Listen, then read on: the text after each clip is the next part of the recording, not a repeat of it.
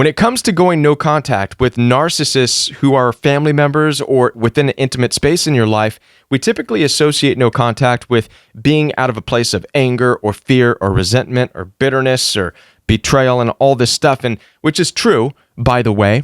However, it doesn't have to be the reason that you go no contact. As a matter of fact, it's best if that's not the reason you go no contact. I want to help you to understand a better reason to go no contact, where your chances of success are far greater.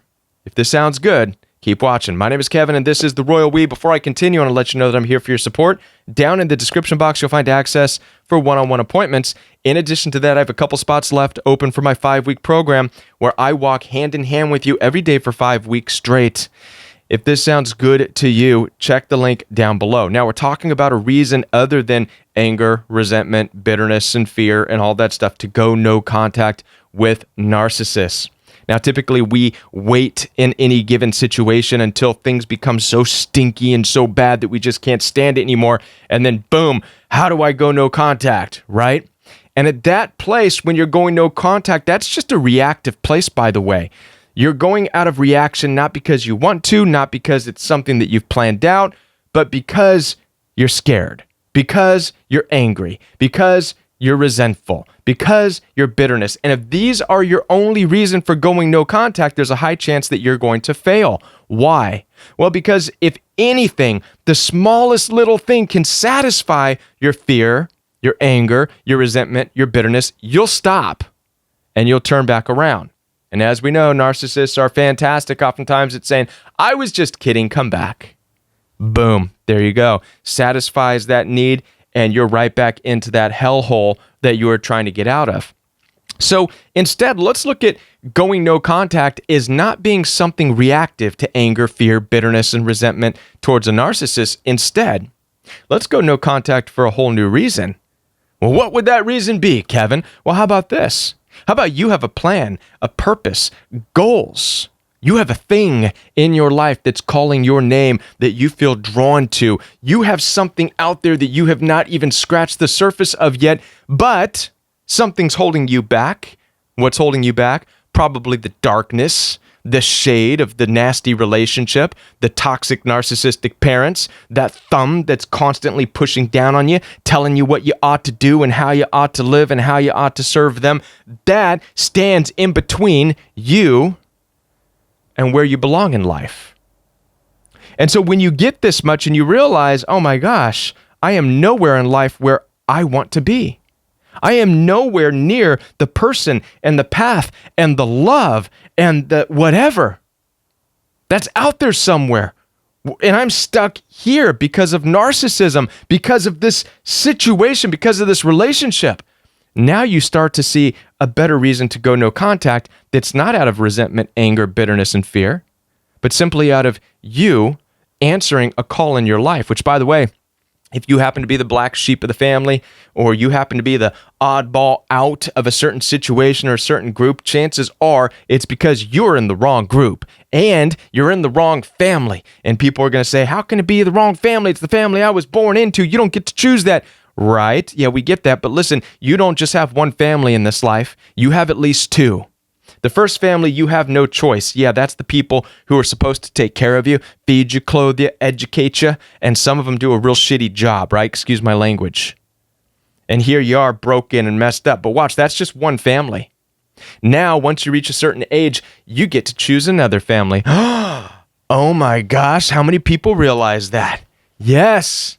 Listen, you have every right to go out. In fact, it was commanded according to the ancient people, the ancient Hebrew people. They believed that it was such a strong commandment that God said, therefore, a person shall leave thy mother and thy father and the people that they came from and go on and be united with a brand new person, form a brand new family, become one.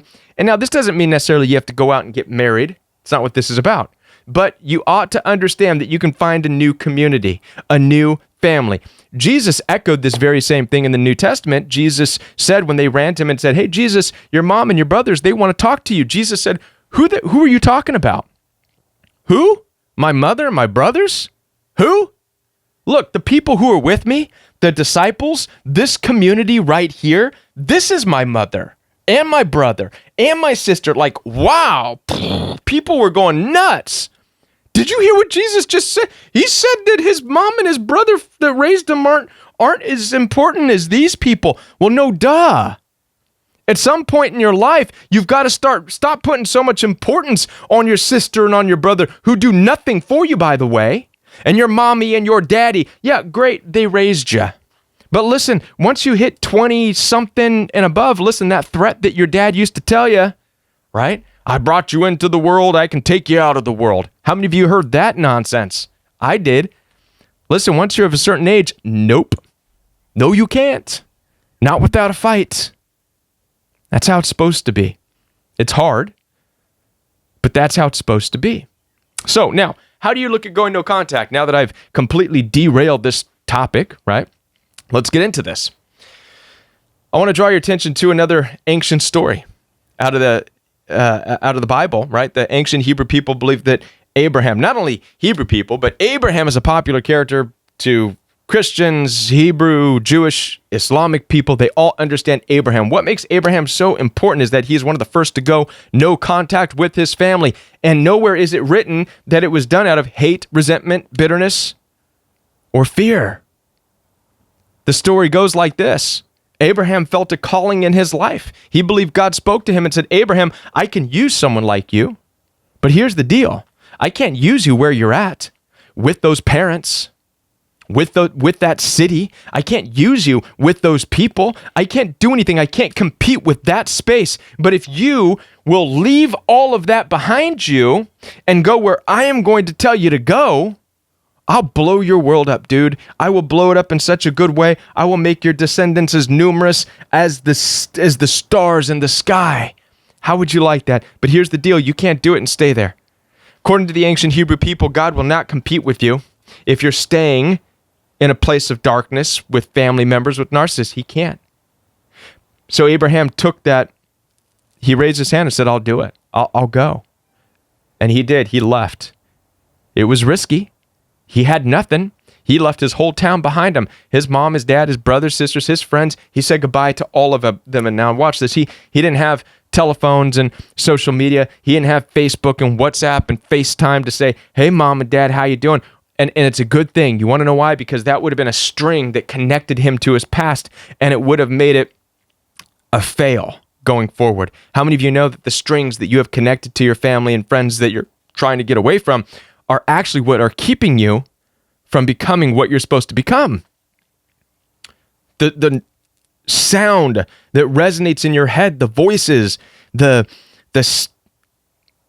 the negativity, all that is just pipelined from your connection to your past.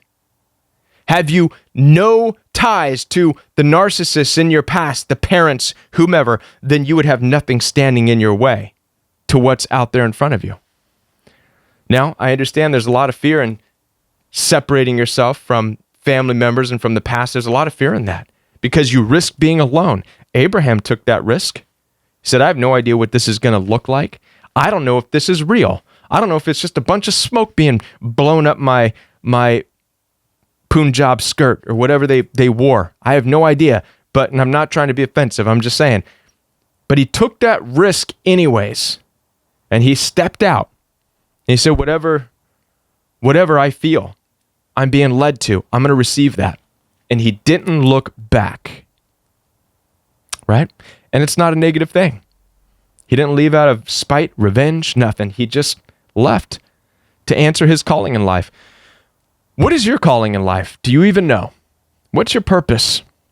You obviously know you don't feel right in that relationship you're in. You know you don't feel right with mommy and daddy who have never really did a good job of giving you affirmation and love.